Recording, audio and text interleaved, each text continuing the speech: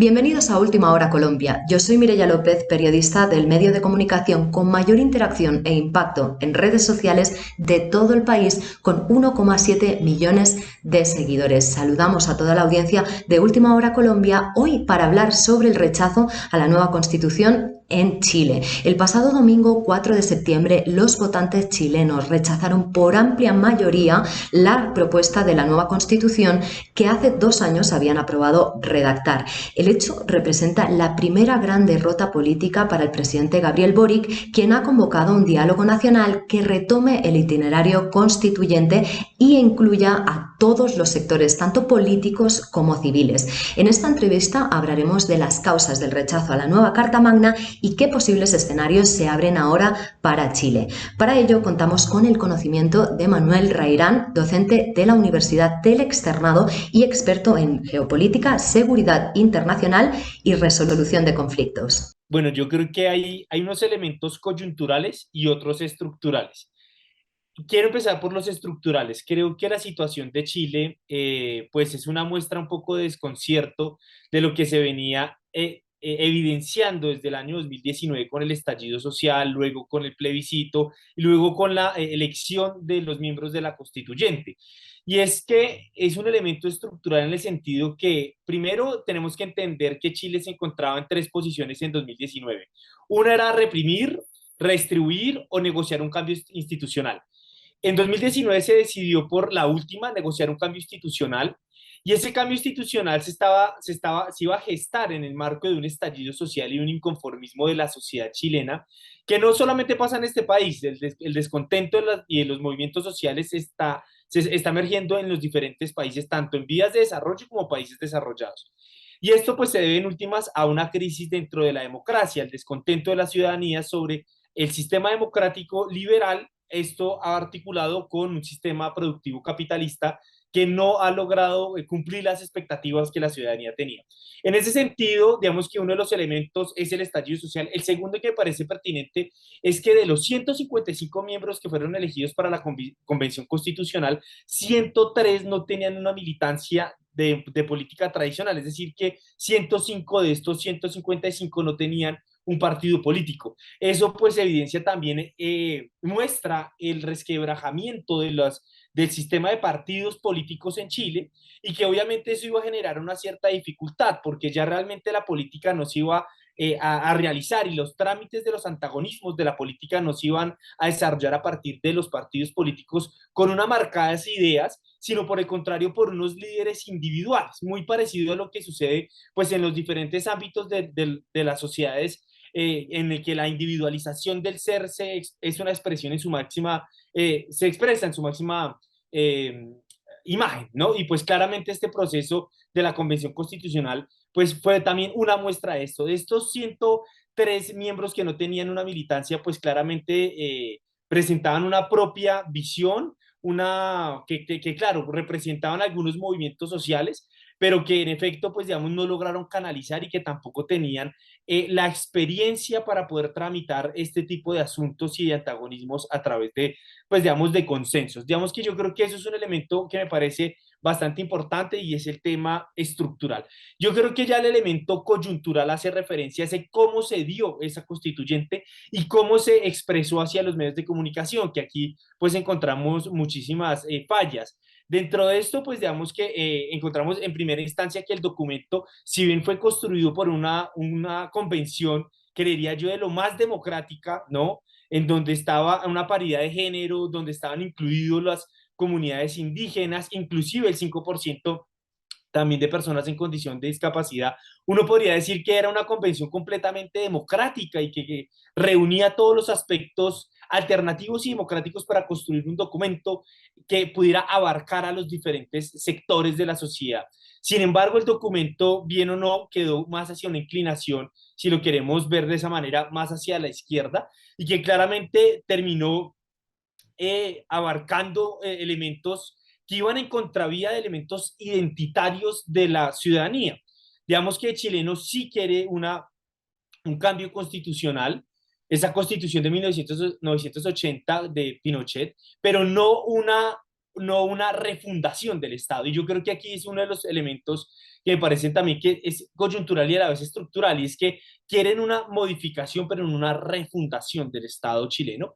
Y pues obviamente creo yo que además de que hubo una clara inclinación hacia un sector o hacia una visión de la sociedad de los diferentes temas, creo yo que también fallaron en los temas de comunicación de esas ideas hacia la sociedad y que obviamente eso se mezcló con fake news o paparruchadas, como se dice en español, de todas estas noticias que no eran ciertas y que obviamente también confundieron al electorado. Bien, como estás diciendo, durante el proceso de redacción nos encontramos con una poderosa campaña, tanto en redes sociales en contra del texto, a veces con esas fake news que mencionas, y una oposición que también estaba muy, muy movilizada. ¿Cómo ha sido esa campaña para profundizar en ello para el plebiscito del 4 de septiembre allá en Chile? Bueno, yo creo que el primer elemento que hay que mencionar es que realmente, así, si bien la ultraderecha chilena se otorga esta victoria, realmente yo no la considero que hubiese sido una victoria clara de la ultraderecha. Creo yo que aquí inclusive los movimientos o las personas de centro izquierda o izquierda terminaron votando al rechazo de esta propuesta y yo creo que se debe a varias cosas. El primero, que fue utilizado por algunos sectores políticos y algunos medios de comunicación también para difundir ideas que no eran, y es que un error muy garrafal que se dio en la Convención Constituyente es que se presentaban unas propuestas maximalistas, ¿no? Es decir, tanto de ambos lados, es decir, se daban unas propuestas maximalistas que les daba un juego mediático a todos los sectores políticos y que en muchas ocasiones terminaban convirtiéndose en propuestas pintorescas.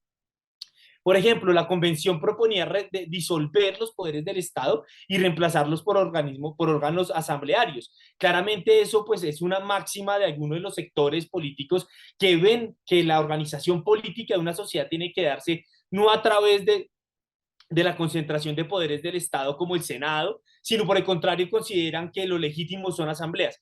Claramente eso está inclinado hacia un sector y que obviamente se puede considerar algo utópico y que obviamente esas propuestas pintorescas terminaron teniendo un gran eco y una gran difusión en estos medios de comunicación y de las redes sociales, que en últimas convirtieron en eso, pues incluso en un chiste, ¿no? Pero ese chiste terminaron también convirtiéndose en miedos. Entonces yo creo que aquí hubo un error garrafal en términos de la expresión, de comunicarlo, pero también en que los sectores, por su inexperiencia, terminaron luchando y proponiendo por unos temas maximalistas y no logrando entender que tenían que construir canales de negociación y llegar a consensos de acuerdo a esas inclinaciones.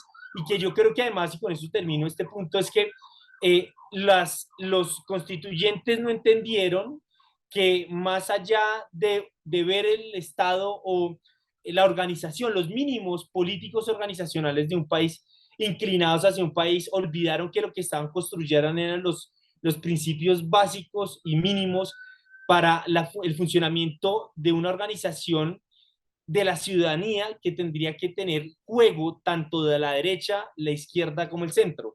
Entonces creo que aquí hubo un error y es que no se entendió, no se supo escuchar a la comunidad, a la ciudadanía y en última se estableció una ordenanza legal que solamente podía ser, pues digamos, jugado o podía ser aplicado en medio de un cierto sector político y eso pues claramente es un error porque las constituciones y las cartas magnas tienen que darle garantía a todo tipo de inclinación política y que puedan desarrollar también sus visiones de sociedad y sí, visiones de construcción de sociedad en marco de ese reglamento. Hablando precisamente, Manuel, sobre ese trabajo de la Convención Constitucional, ¿crees que el desprestigio de la Convención Constitucional durante el proceso de redacción y las dificultades también para comunicar su contenido han jugado un papel importante en el resultado que vimos el pasado domingo? Sí, yo creo que la ciudadanía, inclusive no solamente con el resultado del domingo, yo creo que incluso semanas después de que se eligió la constituyente, muchas personas se empezaron a sentir defraudadas por parte de la constituyente por este tipo de propuestas maximalistas y que no realmente no se sintieron escuchadas por sus dirigentes. Y volvemos a este asunto y es que hace parte también de un problema estructural y es que la política se ha ido transformando. Ya la política en medio que se organizaba a través de los partidos políticos, de los movimientos políticos, que habían unas ciertas direcciones y unas identidades claras unos idearios claros de los partidos, eso no existió y que por el contrario hubo un juego mucho más individualista y ese ejercicio de falta de procesos colectivos, suplantados más bien por unos procesos individuales, diría yo, narcisistas y egocéntricos, pues claramente terminaron rompiendo desde el inicio incluso, pues todo el tema del proceso de la constituyente. Posiblemente esta tenga un desprestigio, sin embargo, creo yo que el pueblo chileno mantiene la posición de que quiere una reforma, que quiere un cambio estructural, pero que eso no signifique refundar la patria o el país, ¿no? Entonces yo creo que a pesar de que la ciudadanía se encuentra hoy, la ciudadana chilena se encuentra un poco decepcionada por el resultado que encontraron, pues eso no quiere decir que ellos no quieran el cambio. Yo creo que aquí los sectores alternativos y los partidos tradicionales tienen que sentarse porque tienen que darle una respuesta sí o sí a la ciudadanía y que realmente ese documento responda a las necesidades de la ciudadanía de a pie, que yo creo que también eso fue otro grave error y eso es parte de la sección de la ciudadanía. Cuando uno mira la Constitución hay unos elementos que me parecen fenomenales en el sentido de la discusión por los avances y los cambios que ha habido en las sociedades. ¿Sí? Sin embargo, muchas de esas discusiones se quedan en la academia y uno ve ese documento y uno diría como que muy interesante para una discusión académica, pero que realmente no logra responder la necesidad del día a día del ciudadano chileno. Temas de seguridad, temas de empleabilidad, temas de justicia, temas de diferentes derechos que no han sido, que los chilenos han sido restringidos, por ejemplo, el derecho al agua. El agua es allá privatizada. Entonces, creo que la Constitución quedó muy corta en ese tipo de las necesidades que buscaba la ciudadanía y que por ende también busca el fracaso. Pues ve la decepción por parte de la ciudadanía de sus constituyentes, pero eso no les quita la, la convicción de querer un cambio estructural de su país. Vamos a hacer un balance, yo sé que es un poco complicado, pero han habido importantes constitucionalistas a nivel internacional que destacaron la calidad del texto, incluso llegaron a catalogarla como una de las más progresistas del mundo, pero la nueva Constitución enfrentó varias críticas. ¿Cuáles crees que han sido los mayores aciertos y los mayores errores que ha tenido esta nueva Constitución? Bueno, yo creo que uno de los elementos positivos fue que se incluyeron las diferentes voces de la sociedad chilena. Y esto pues me refiero mucho a lo que son los pueblos mapuches, a las comunidades indígenas, porque realmente las comunidades indígenas históricamente han sido silenciadas o que no han sido tenidas en cuenta dentro de los procesos de decisión del país. Yo creo que eso es positivo. Creo que es interesante también abordar los elementos feministas, que además Chile se ha convertido en una insignia para América Latina de todos estos movimientos políticos, en poner estos temas en la agenda política y que ha permitido abrir las discusiones frente al tema. También el tema ecológico, creo que también es un tema que me parece importante y que pudieron allí abordarlo. Sin embargo, creo que la parte de los errores es que en muchas ocasiones no se tuvo en cuenta a las identidades tradicionales de la comunidad chilena. Por ejemplo, el aborto. El aborto es un tema que realmente, pues en muchos países, pues ya se da la libertad, es un derecho el abortar. Sin embargo, pues creo yo que el problema fue que no se logró incluir las diferentes voces y también esas voces tradicionales, que esas voces tradicionales no significan que no quieran un cambio, sino que simplemente también quieren abrir la discusión y que se haya una explicación de por qué se debería de hacer esas cosas que antes eran restringidas o prohibidas. Y yo creo que ese es uno de los grandes errores, que no se lograron escuchar las diferentes voces, también tradicionales de Chile, que tienen una identidad arraigada a su cultura y que por el contrario todos estos movimientos alternativos que están abriendo nuevas agendas no lograron entender y no lograron llegar a consensos ni a adherirlas o sumarlas para entender también su posición y llegar a sus consensos. Entonces yo creo que, y es curioso lo que usted dice, y los constitucionalistas, pues es, como lo decía anteriormente, esta convención constituyente, pues era para mí, en mi opinión, una de las más democráticas, realmente estaban todas las voces. Sin embargo, el resultado total fue inclinado solamente hacia una parte de la balanza y que obviamente eso no genera tampoco garantías. Y por eso, inclusive, sectores de centro y centro izquierda terminaron rechazando este proyecto constitucional. Entonces, Creo que hay unos elementos positivos, como son los pueblos mapuches, otros temas que se han tocado y abierto, como el aborto, entre otros, pero creo que fallaron en el tema de cómo incluir estos y que hubiese una balanza mucho más equilibrada. Claro, Manuel, y hablando precisamente de eso, de los pueblos indígenas, una de las críticas más mencionadas hacia esta nueva constitución es la definición de Chile como un Estado plurinacional, dando cabida así a esas demandas históricas de los pueblos indígenas. Sin embargo, muchos de los grupos que rechazaban esta Carta Magna indicaban que, bueno, que esto era una intención o iba a devenir en la división del país. ¿Qué implica reconocer un Estado como plurinacional? Claro, el tema había una discusión entre una comprensión multicultural, es decir, un Estado multicultural o plurinacional, pero que muchos sectores tradicionales pues consideraban que eso era en parte deslegitimar. Digamos que por eso digo que este conflicto con los pueblos mapuches son históricos, en términos de su reconocimiento como un pueblo originario, legítimo, y que digamos que lo que cae realmente o afecta a ciertos sectores, más que su reconocimiento, que sea una patria plurinacional en donde quepan todos, aquí el ejercicio realmente es que el que se reconozcan a las comunidades indígenas, pues también así como se les reconoce, tienen deberes, pero también derechos. Y hablar de derechos, pues estamos hablando que los pueblos originarios pues tienen unos derechos sobre la tierra.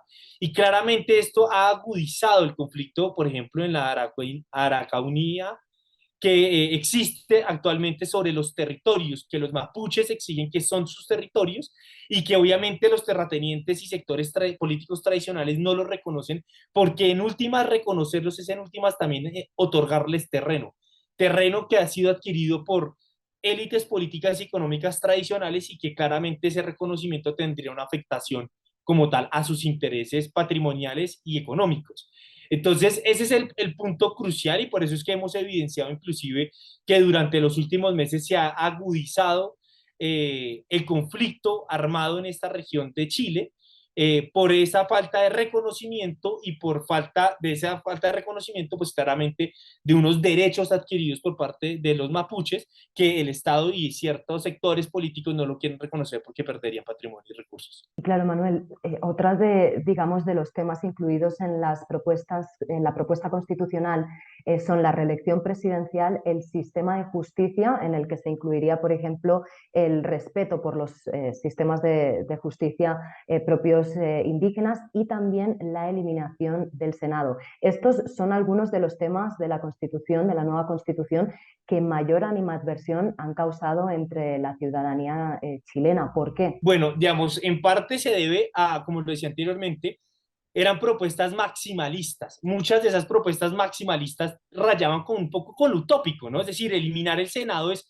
ok, si eliminamos el Senado, ¿cuál va a ser nuestro mecanismo o institución con el que vamos a tramitar nuestras diferencias? Sí, se propusieron diferentes asambleas, pero que realmente rompe la estructura tradicional de lo que se conforma como un Estado y en el que son los mecanismos cotidianos para resolver sus problemas. El otro tema de la justicia de los pueblos indígenas y la justicia, digamos, tradicional, claramente, así como se veía la complejidad de otorgarle o de darle legitimidad al pueblo mapuche, pues eso también repercute en la tenencia de tierras, pues digamos que muchos sectores políticos evidenciaban que los pueblos indígenas podían estar paralelos a la normatividad que podía cobijar a cualquier chileno. Entonces, por eso el pueblo chileno consideraba que el tener dos sistemas paralelos era un tema que podría generar más problemas que soluciones. Sin embargo, los constituyentes no lograron llegar a un consenso en el que pudieran crear una Corte Suprema que pudiera tratar los asuntos no indígenas como los asuntos indígenas, también respetando, digamos, como esa línea delgada entre, digamos, la ciudadanía chilena y las comunidades indígenas. Entonces, eso no se logró tener, se quiso tener dos sistemas, pero que al tener esos dos sistemas, obviamente mucha de la ciudadanía chilena, pues se sentía que habían como de primera categoría o segunda categoría, o de tipos distintos de ciudadanía chilena. Y en ese sentido, claramente, tampoco creo que se logró explicar y que el debate, de este tipo de debates, creo que tampoco se lograron ahondar y que además masificar en la ciudadanía chilena para que pudieran abrir el debate y mirar las diferentes posiciones. Y creo yo que por eso es uno de los temas que más problemas trajo, a pesar inclusive, como bien lo mencionas, inclusive las encuestas en Chile, cuando se empezó el proceso, la convención chilena, la primera palabra que le atraía a la gente era esperanza, la segunda era alegría, pero terminamos rechazándola. Pues se debió a eso. Digamos que también se debe a que no se ha podido pues, presentar mejor las propuestas y que los antagonismos no se pudieron gestionar de la mejor manera. Pero vemos, Manuel, precisamente con la conversación que estamos manteniendo, lo importante que es el debate, que finalmente se incluyan absolutamente todas las aristas, todas las versiones, todas las visiones para poder formular una nueva Carta Magna, que finalmente es lo que va a guiar el futuro del país. Por otro lado, como hablábamos al principio, las redes sociales y las campañas en contra del texto también influyeron en el resultado del plebiscito, ya que generaban grandes dudas en una parte muy importante del electorado. Un ejemplo de ello, que estábamos hablando antes de arrancar esta entrevista, es bueno, que la nueva Constitución se decía no protegía el derecho a la propiedad sobre las viviendas. Todo ello porque había un artículo que recogía y digamos que entendía el derecho de los chilenos y chilenas a una vivienda digna, que podemos entender como vivienda digna y cómo puede esto chocar con el derecho a la propiedad. Y luego, qué tan importante es precisamente el hacer esa separación de lo que nos viene como información y de lo que nos viene como opinión para no tener estas ideas preconcebidas. Bueno, digamos, en el caso de la propiedad y de la vivienda digna ha sido una discusión histórica, de hecho. Ha sido una discusión porque, digamos, en los modelos que se ha desarrollado el neoliberalismo, la responsabilidad del acceso a la vivienda recae sobre el individuo, ¿sí? Es decir, el individuo a través de mecanismos de ahorro y de trabajo, pues le va a permitir acceder a su vivienda. No obstante, el neoliberalismo y la concepción del Estado, la democracia y el mercado y el libre mercado ha conllevado que la vivienda digna no se adopte desde un ejercicio que tenga que venir acompañado del Estado. El Estado no solamente en el que pueda suplir la carencia de viviendas, es decir, el acceso, que hayan viviendas construidas, sino que también el Estado sea también una manera de apoyo para el individuo, sus familias, poder acceder a esas viviendas. Entonces, claro, el modelo tradicional es la persona trabaja y ahorra y con ello paga, es decir, la responsabilidad cae sobre el individuo. La discusión acá, y que por eso también generó mucho recelo, era que no, el Estado tenía que también colaborarle, es decir, si el trabajador no tiene un trabajo digno, un empleo digno que le pueda pagar, pues para poder adquirir su vivienda, pues el Estado tendría una responsabilidad en permitirle acceder a las viviendas a las personas. Eso claramente generó también un problema. Dentro de las soluciones que se han llevado a cabo era, por ejemplo, que hubiesen viviendas que se arrendaran, ¿sí? Que obviamente aquí pues existe, bueno, y si no existe la cantidad suficiente de viviendas, ¿de dónde vamos a sacar las viviendas? Entonces, digamos que por eso muchas personas también lo asociaban. Si yo tengo uno o dos apartamentos, pues también tendría que entonces darlo arrendado. Ese tipo, por obligación del Estado, digamos que ese tipo de situaciones, pues obviamente afectaron y llegaron de nuevo estos temores de la propiedad privada, llegaron nuevamente de la expropiación y que, como bien lo dices, esto se ha articulado con todo el tema de las paparruchadas o los fake news, que eso pues tiene un impacto también dentro de la ciudadanía bastante grande. Y yo creo que ese tema de los fake news o las paparruchadas no es solamente en Chile, sino que realmente sucede en las diferentes sociedades. Las redes sociales pues tienen un impacto en los diferentes países de cualquier tipo, sea su naturaleza desarrollada, en vía de desarrollo, lo que sea. Y yo creo que esto también se debe como a tres elementos importantes. El primero de ellos es que yo creo que la tecnología y las redes sociales han conllevado que la información sea muy, muy, muy rápida. Información que es tan rápida que la ciudadanía no tiene la posibilidad en términos de tiempo, pero tampoco sabe cómo y en dónde poder contrarrestar o verificar si esa información es falsa o verdadera. Entonces yo creo que también es parte de la naturaleza de las redes sociales de su velocidad. Dos, creo que también falta de una